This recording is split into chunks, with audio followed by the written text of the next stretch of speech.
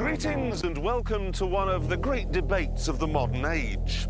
What is the best car in the world ever? Well, I don't know. Guess we'll just have to go find out.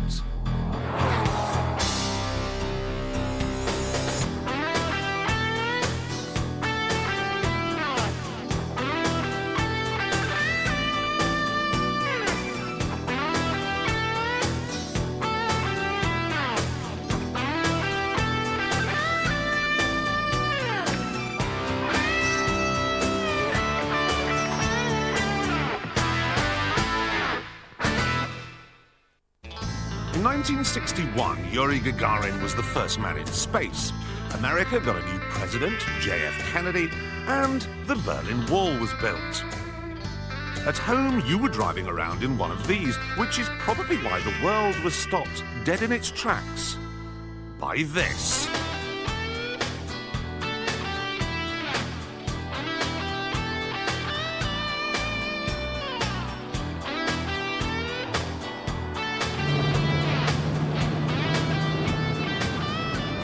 The E-Type Jaguar can still turn heads today, but in 1961, people suspected Gagarin had brought it back from space.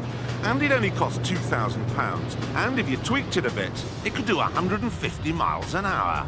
Well, I think I've got it all here. An invigorating, bracing English summer's day, a road scything through the Cotswolds, and for the first time ever, I'm driving an E-Type Jaguar. And it is something else, the view down that bonnet, the slats and the way it rises and falls like a kid's drawing of distant hills. And look at this steering wheel. Last time I saw holes in polished aluminium like this, they were on Jason King's sunglasses.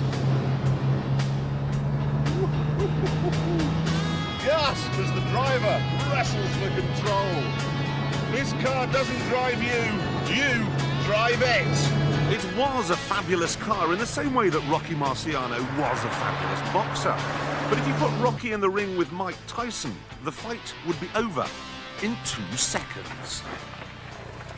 And exactly the same thing would happen if you put this in the ring against that.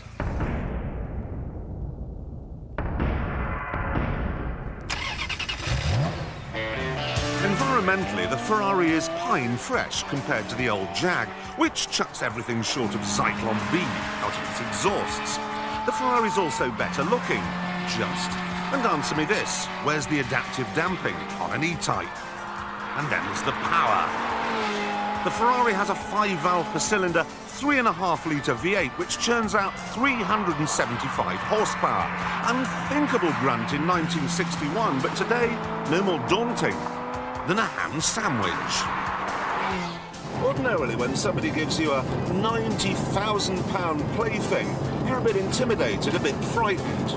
But with this, it doesn't take very long before you're flinging it into corners with the carefree abandon of someone who's just been granted eternal life.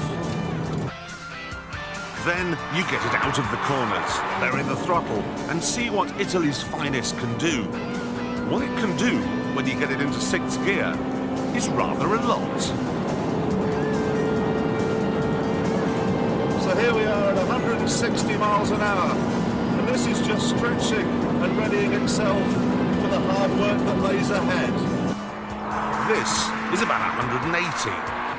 It's a year since I first drove this car, a year since I said I couldn't think of a single way to make it better, and it still holds true. It is just unbelievable, absolutely unbelievably good. The E-Type had 4 speeds, this has 6. The E-Type had no crumple zones, this is built like a brick lavatory house. In the 1960s, the E-Type may well have been the champ, but things have moved on.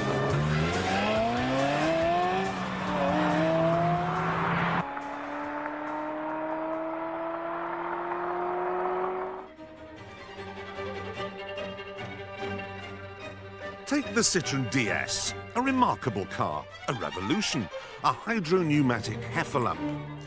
In the late 1950s, you couldn't even get a colour television, and yet this car offered a level of ride comfort that made it as relaxing as having a bath. Cobbled streets? No problem at all.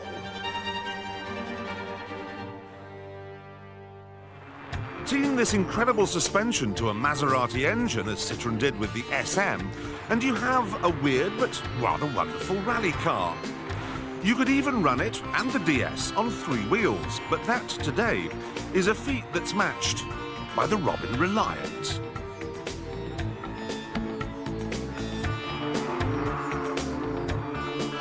And there, really, is the point again. Old cars have a certain charm, but dynamically they'll always be beaten by new ones. If I'd made this video in 1959, the Citroën might have won. But today, it hasn't got a chance.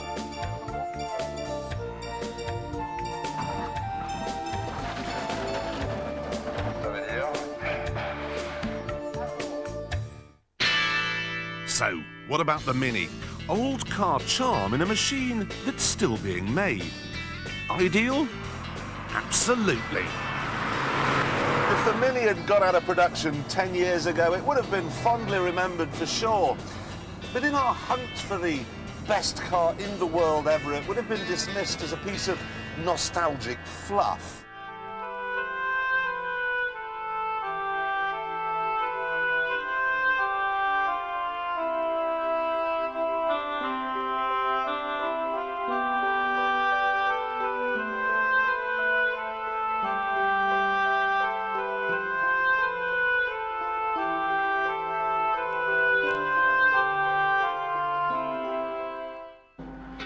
But the Mini has more than feelings. There's almost nothing it can't do, and it's been treated to a never-ending stream of updates so that it's still in production today. It's a classic for sure, but it's also a thoroughly modern miss. If you get a fast one, a Cooper perhaps, it's enormous fun too. I don't care what shape you are, and I don't care what car you drive now. If you got into a Mini tomorrow, I promise you one thing. You would love it. Through the bends, it'll shame cars costing 3 or 4 times more. Heaven is about 4 feet long.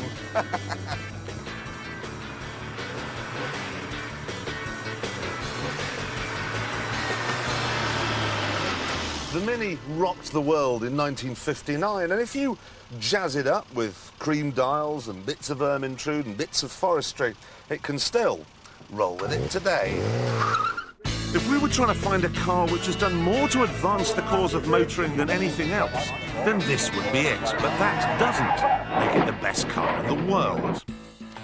Let's face it, the 80s saw a new breed of cheap, fast, fun, practical cars that put the Mini so deeply in the shade, the poor thing started to get hypothermia. I'm talking about the hot hatchback.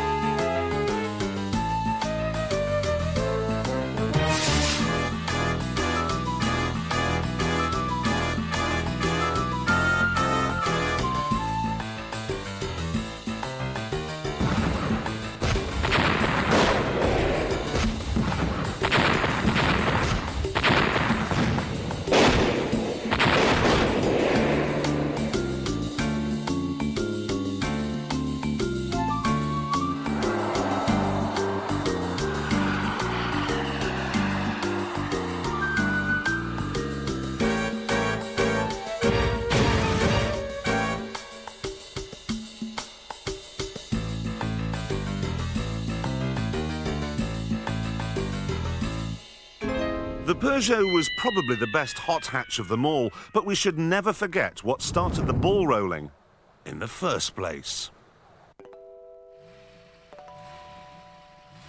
One day, somebody German sat down and decided it would be a good idea to fuel inject a common Untergarten Golf. They flared the wheel arches, lowered the suspension, and added a discreet red stripe around the radiator grille.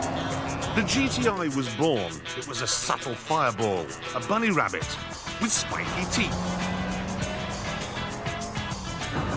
Whoa! It's good to be back. I used to have a Scirocco GTI and I'd forgotten just how good it was.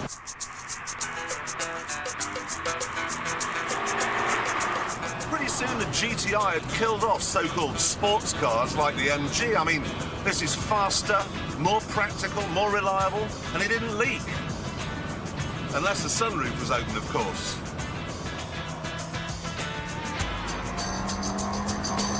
You could argue that giving a Mark I Golf GTI the full moo on a road like this is more fun than spending an evening with Elle Macpherson.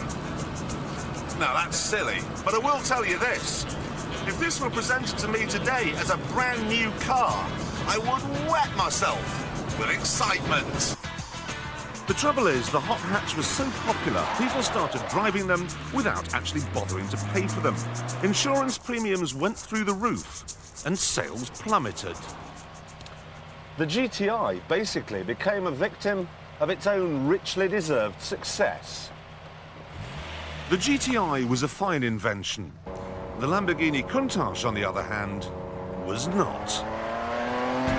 Owning one of these cars back in 1971 had the same effect, really, of beaming into somebody's dinner party or parking a Harrier jump jet on your drive.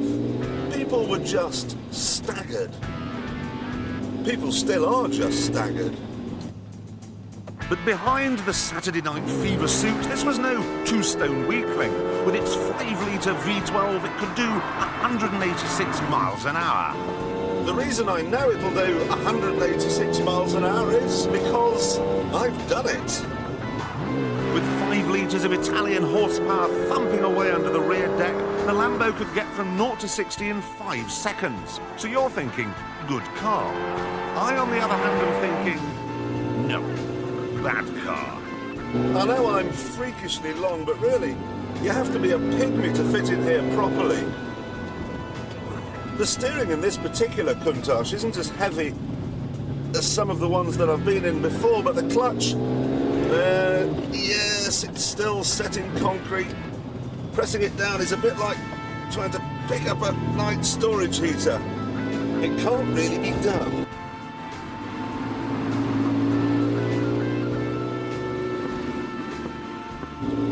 So let's say that with all this clutch going up and down, you get a bit hot, you want to get some air in the car. You have to wind the window down. And that's it. Can you imagine trying to order a Big Mac through this? Hey, it gives the car character. Is Daryl Hannah sunbathing naked on that engine cover? There's more. I can see where I'm going just fine, but where I've been, forget it.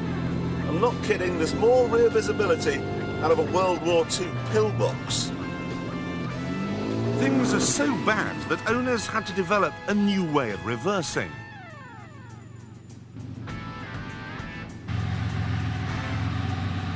Clever, eh?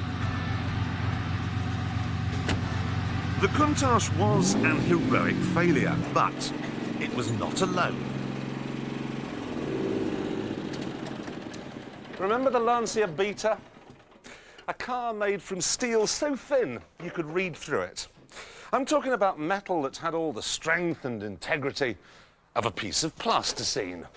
We scoured the land to find a Beta, and this is all we could come up with.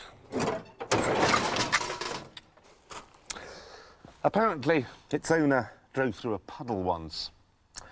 But you know, no one knows if the Lancia Beta was the worst car ever made because it never lasted long enough for anyone to find out. Then there was the Morris Ital, a magnificently humongous car which had been styled by Giugiaro. Even geniuses, it seems, have off days. Apparently, it could overtake a Mercedes 200. Well, so can my lawnmower.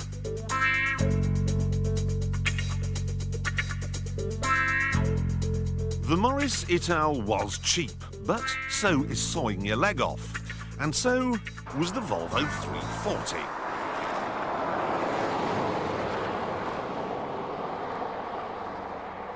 There's an old Blue Peter recipe for making a Volvo 300 series. You need a washing up powder box, some sticky back plastic, and 2 tons of pig iron.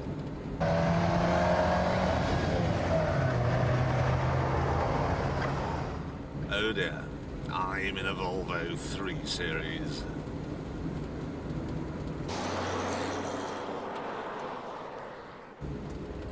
That's unbelievable, look. You can turn the wheel that much and it has no say on where we're going.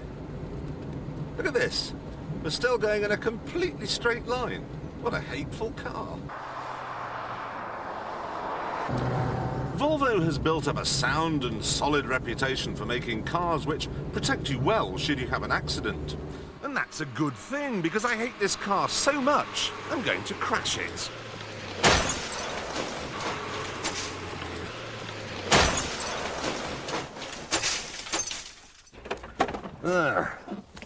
How did I do? Ooh, good, good, good. Splendid. I'd rather walk anyway. I would certainly rather walk than ever drive one of these again. It's hard to find a car that's worse than the old Volvo, but I've certainly managed it here. This, of course, is the Yugo 45, made by Zastava or Zastafer or... Oh, I don't know how you pronounce it. I've got my foot welded to the floor, absolutely welded to the floor. Come on, come on! And all that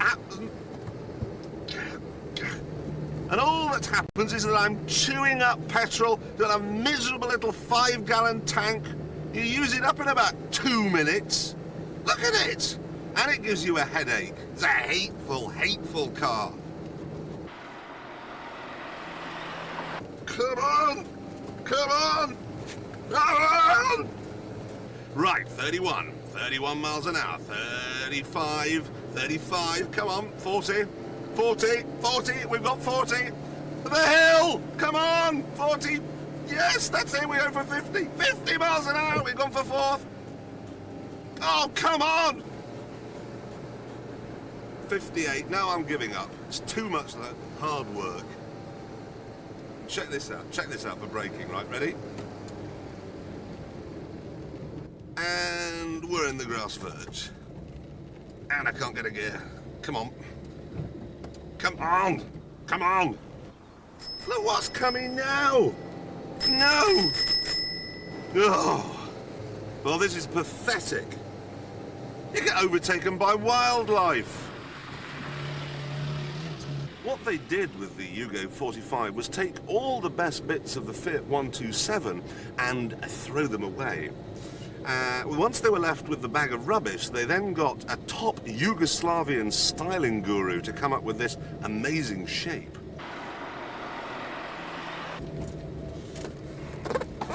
Look at this. And you can change gear. Look at that. No clutch. In you go. What a car.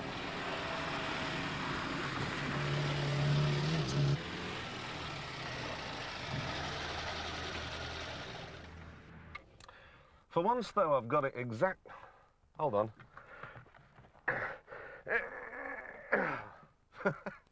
The door's jammed. Wait a minute, wait a minute. Get the window down.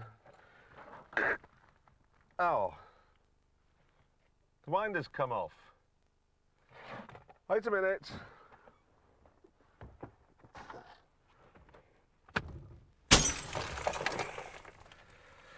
As I was saying, for once, I've got the damn thing exactly where I want it.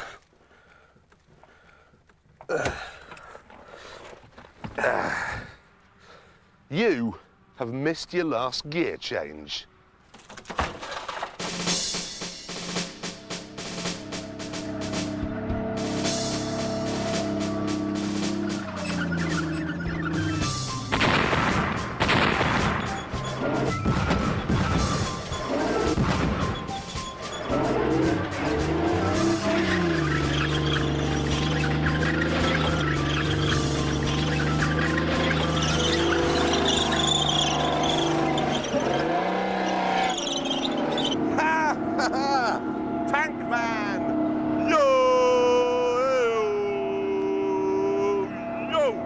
Floorboards!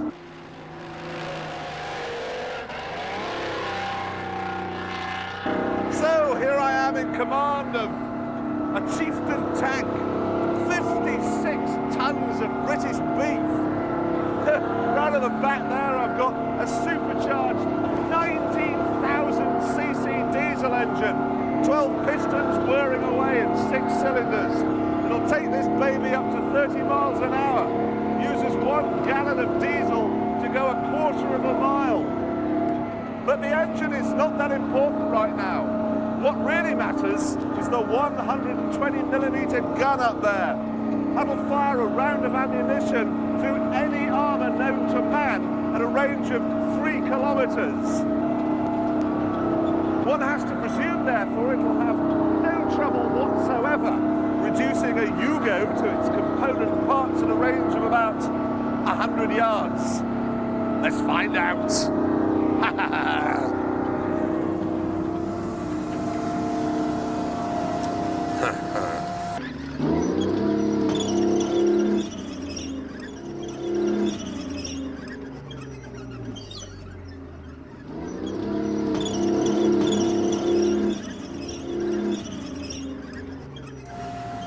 Bernie, the shell, if you please. Okay, that's left a bit, stop. Up a bit more, up a bit, stop, down a bit. Okay, right a bit. Yep, stop. Down a bit, left a bit. Left, stop. Goodbye, Mr. Yugo. Fire.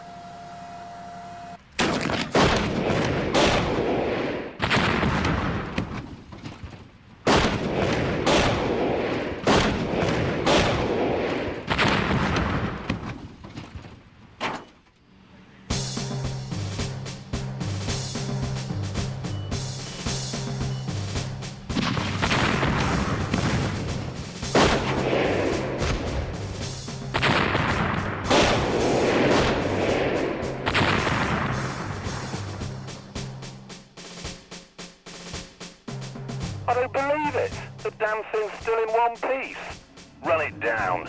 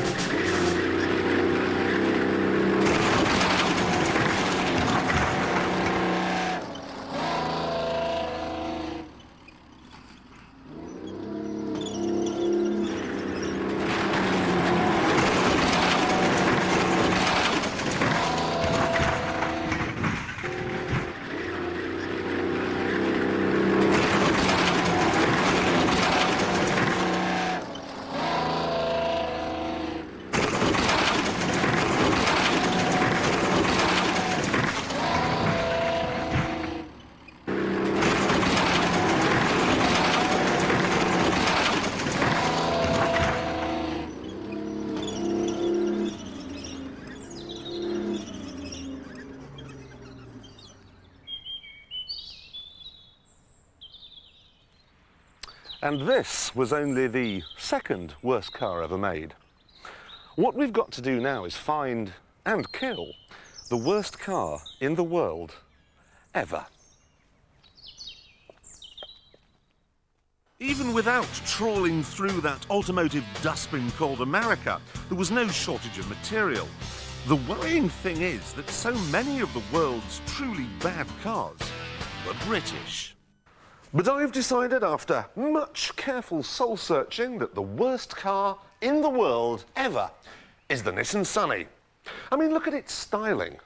Having made what can only be described as a complete monkey's breakfast of the side profile, they went right ahead and did exactly the same thing on the other side.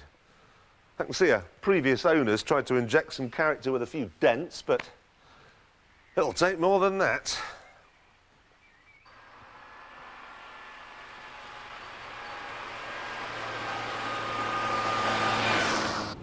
Millions of people the world over are doubtless amazed by this decision.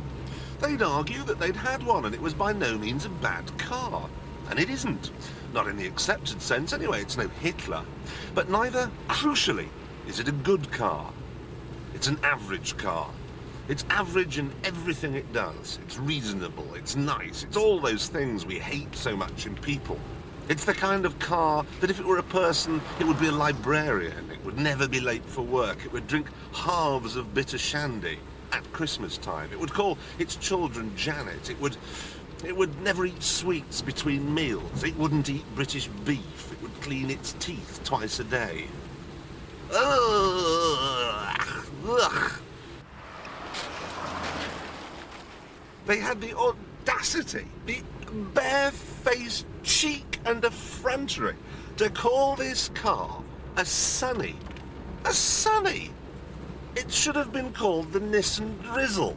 The Nissan slightly foggy and bit windy later with a bit of light rain lasting till Friday. The Nissan Bank Holiday Washout. The Nissan Miserable. The Nissan Hateful. The Nissan Spam.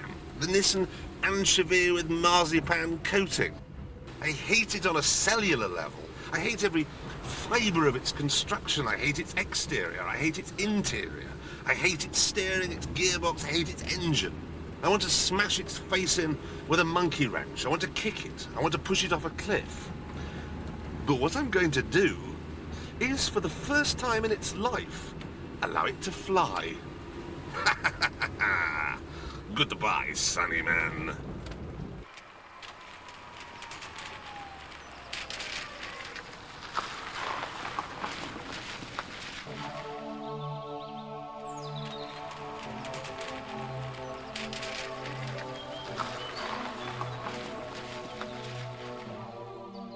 This is a replica of a medieval trebuchet. They used it for flinging rocks and horses and cows and pigs at castle walls in order to breach them. Now we're going to use it, as I'm sure you've guessed, for flinging this Nissan. Now calculations have shown it's going to accelerate the car from 0 to 90 miles an hour in 2 seconds. The worst car in the world on its final journey will become the fastest. The only thing we removed was the windscreen, so we could loop a cable round the bulkhead and the engine block. This, of course, meant we needed a hole in the floor. And there we have it. Then it was wheeled into place in a tractor, pulled down the arm. You need a tractor because the weight on the end tips the scales at a massive 9 tons. So all that remains is to let the arm swing back again.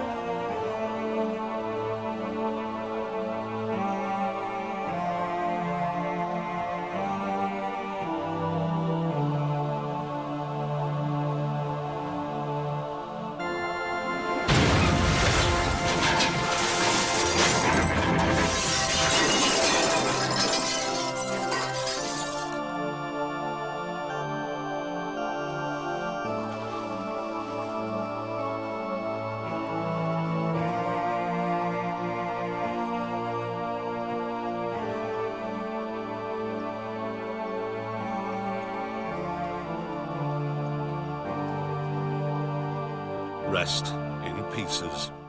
Now, that's the British way of killing a car. The Americans have gone one stage further. So would you give a very warm welcome to the Roversaurus?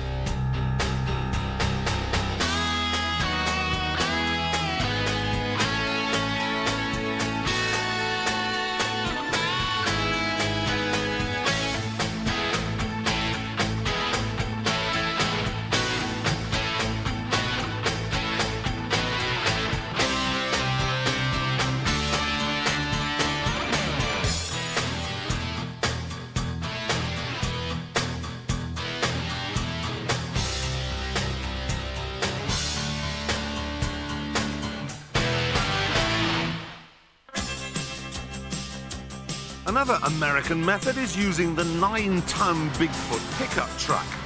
I drove one of these last year and I just loved its ability to chew up 1 gallon of fuel every 300 yards. It's big, it's brash, and it runs on alcohol. A sort of yield Oliver Reed, really.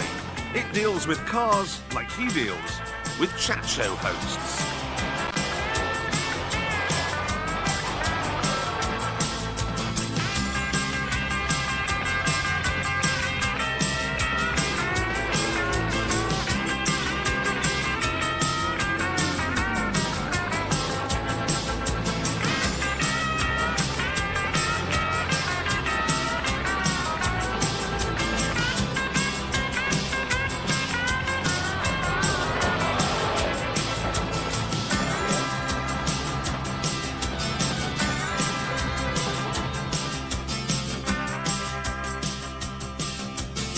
For a real destruction derby, though, you can't beat ordinary, common or garden motorsport.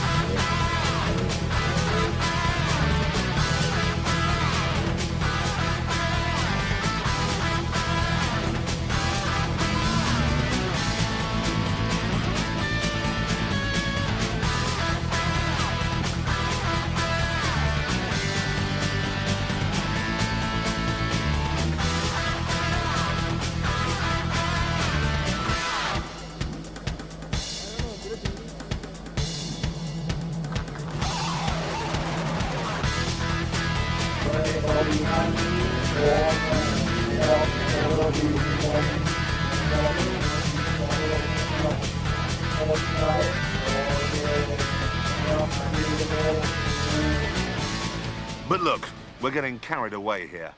We set out at the beginning of this video to find the best car in the world ever. And the strongest contender we've found so far is this.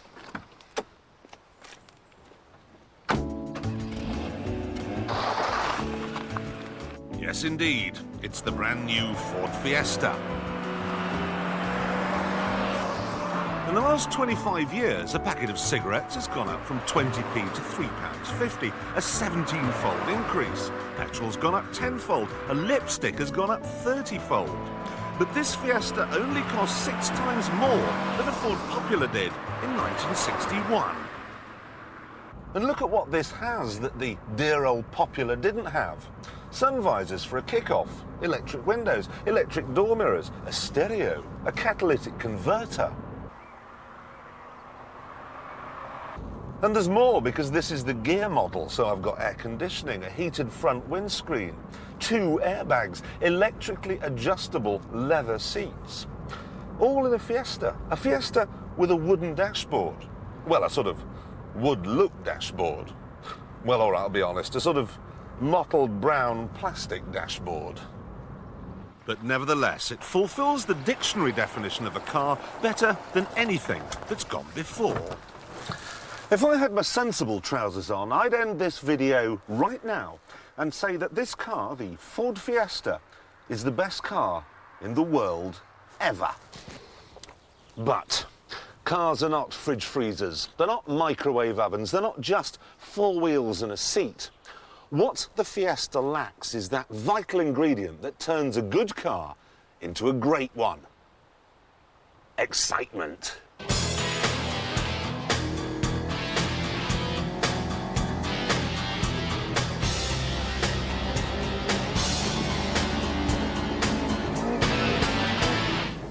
Excitement comes in many forms. The Land Rover may not be the fastest car ever made, but by the same token, you couldn't do this in a Ferrari GTO.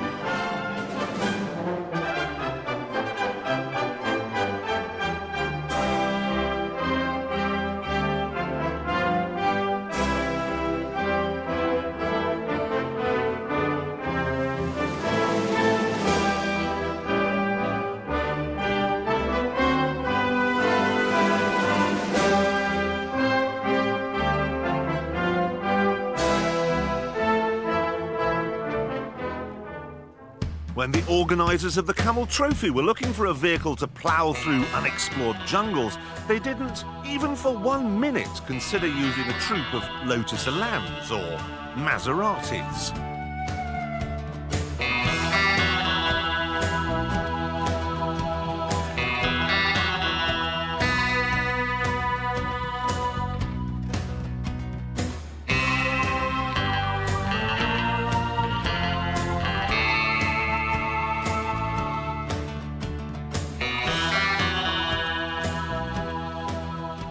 Some would argue that if a car is to be the best in the world ever, it must be capable of doing rather more than going up and down motorways. And they have a point.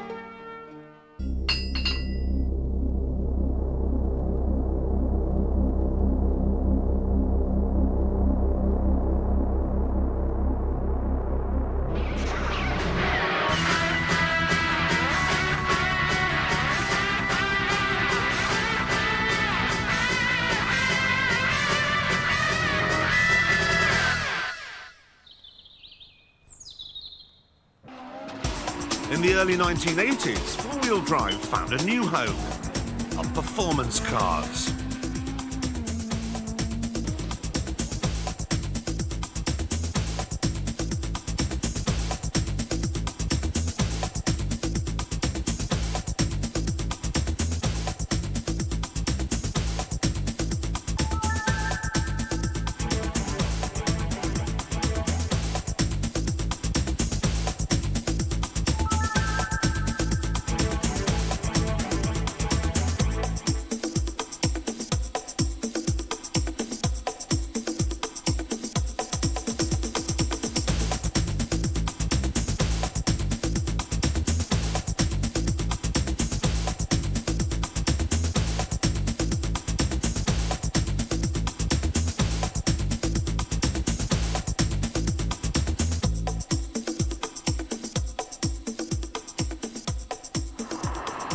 Audi Quattro was the first to successfully marry high performance and all-wheel drive, and the 20-valve version was, and still is, a great car.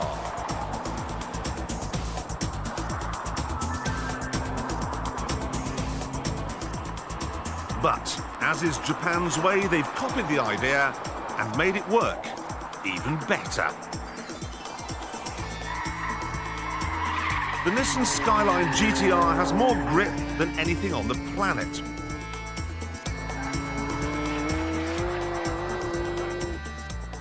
Computers maintain a watching brief over each wheel and are constantly varying the amount of power being dispatched to the four corners of the car. But the result is so spectacular, it's almost as though the excitement has been wheedled out. TVR puts it back.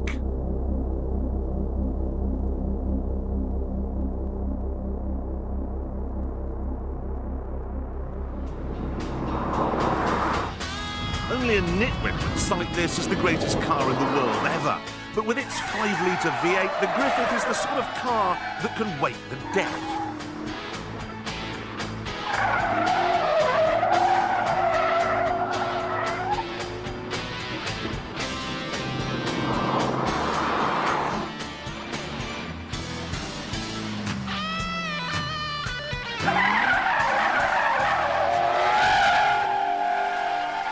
Listen to that, an intoxicating blend of wheel spin with a V8 bassline.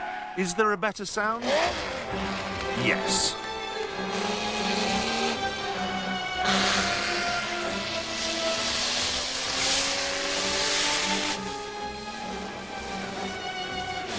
Oh dear, I think I've wet myself again. But you know, you don't have to have an LM Ferrari for the Philharmonic experience. Orally, my favourite engine is Alfa's V6.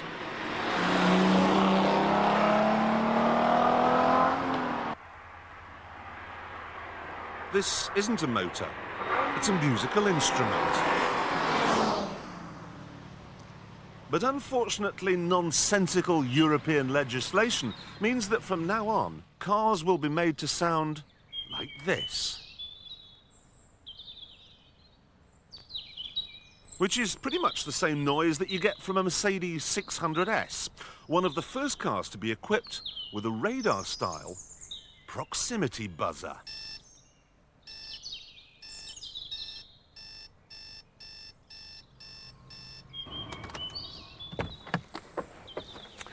And parking sensors adjust the start.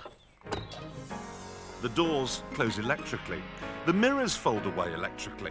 The rear seats tilt electrically. And there is double glazing.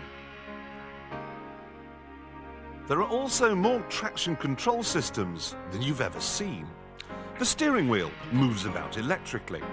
There is a remote control stereo, an electric rear roller blind, a fridge in the boot, and an engine gym, but not as we know it.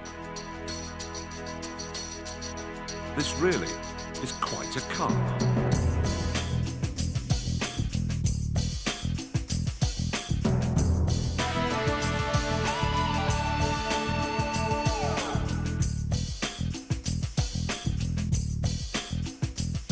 Mercs say this is engineered like no other car, and they're right.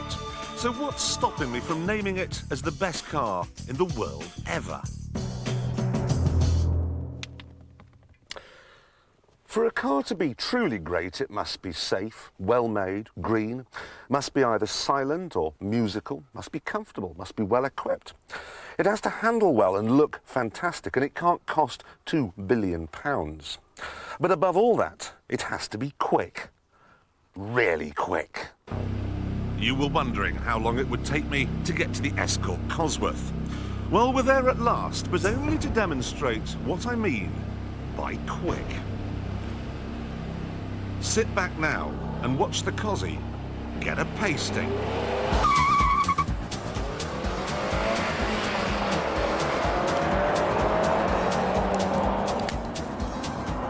The Lotus gets to the quarter of a mile post 1.7 seconds faster, which puts it in the Premier League. A league for cars that can get from 0 to 60 in less than 5 seconds. Let's start with the Aston Martin Vantage. Now, it weighs about twice as much as a Golf GTI, so you'd expect it to have twice as much power. No, it has 4 times as much. Weighs the same as a planet, goes like the Starship Enterprise.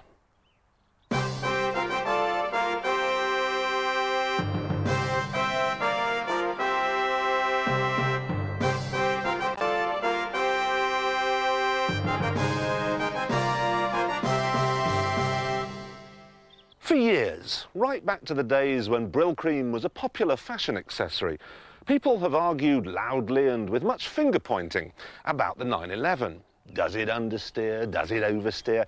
Does it really matter? What we've all forgotten is that the 911 Turbo, and this latest incarnation in particular, is fast enough to rearrange your internal organs.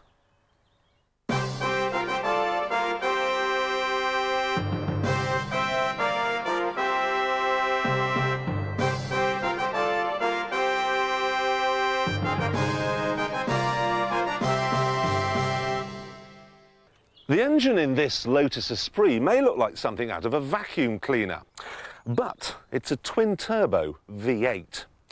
So the Esprit has just reached puberty. It'll be shaving next.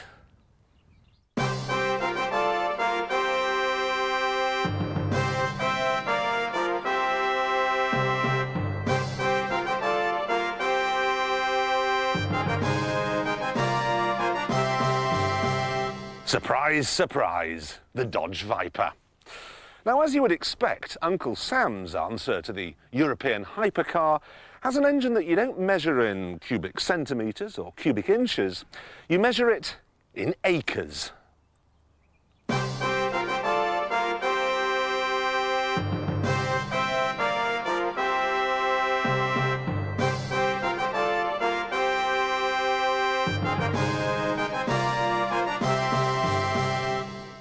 Now you're thinking, what on earth is this doing here? I mean, it only has a 2-litre Vauxhall engine, and indeed it does. But that 2-litre Vauxhall engine is basically the same as the one they fit in the touring cars. And remember, the Caterham weighs about the same as a J-cloth.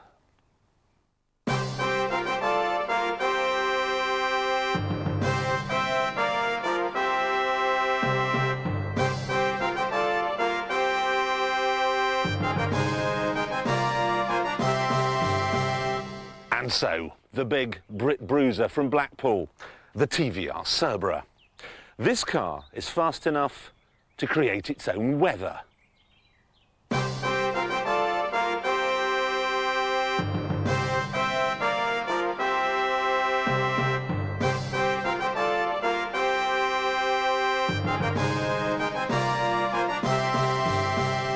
So, what we have here are 6 of the most blood-curdling cars in the world, and a 2-mile runway. I feel a race coming on.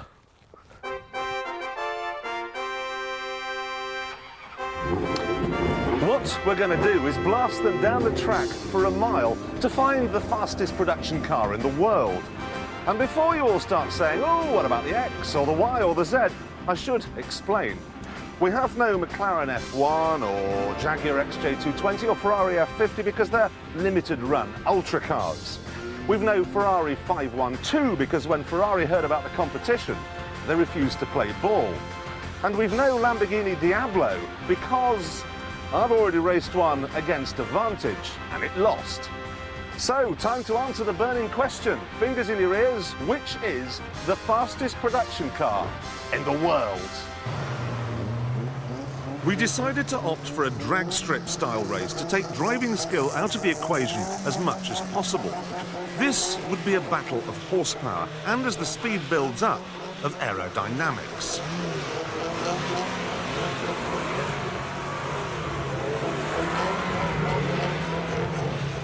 So, what would win? Clever Money said the Caterham would take an early lead, but in the mid-ranges where ballsy power was needed, the Vantage would come good. On sound alone, the big Aston had already won.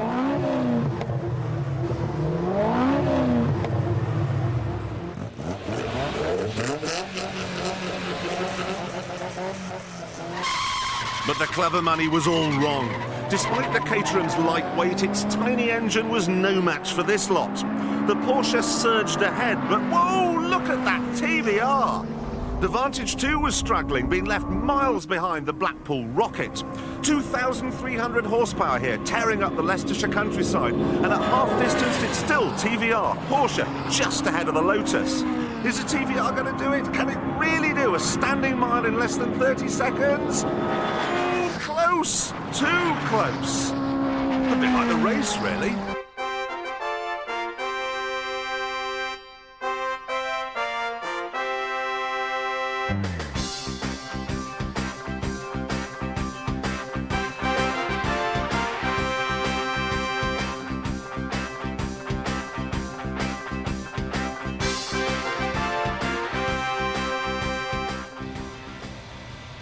When I first tested this Cerbera, I remember thinking that it was fast. I mean, indecently, staggeringly, face-distortingly fast.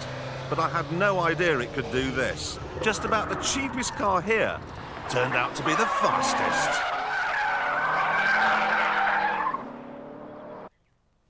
For me, though, the moral victor of that race was the 2-ton Aston Martin Vantage.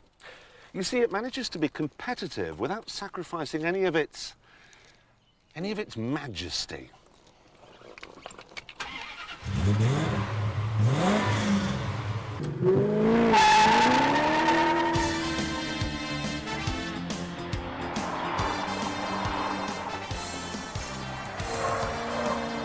You would think that asking the Vantage to stick its thumbs in its belt loops and headbang its way through a status quo number would be a bit like asking the Queen for an arm wrestle.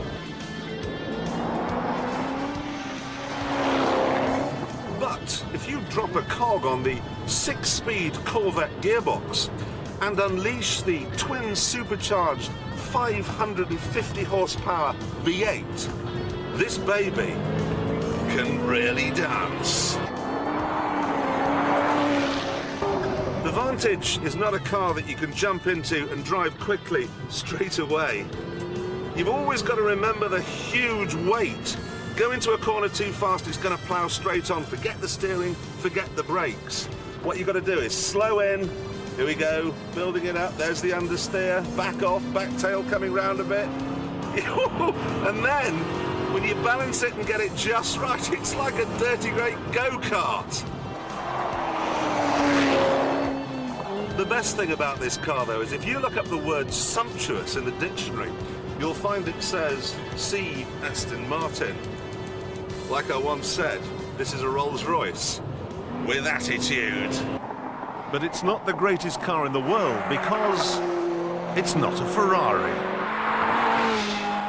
Ever since this car, the 125, broke cover 50 years ago, Ferrari has always been a race team, first and foremost. The road cars were nothing more than race cars with number plates.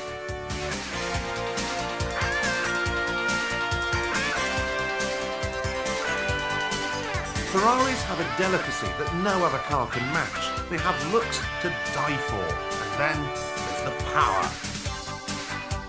But most important of all, there's never been a cheap Ferrari. There's never been a Ferrari for Joe Soap, and that means that every single one of them is a dream car. And it still holds true today. What they've done with the 355 is bring all their know-how, all their panache, everything they've learned from 50 years on the track and merged it with the very latest technology. The 355 is very probably the best Ferrari of all time.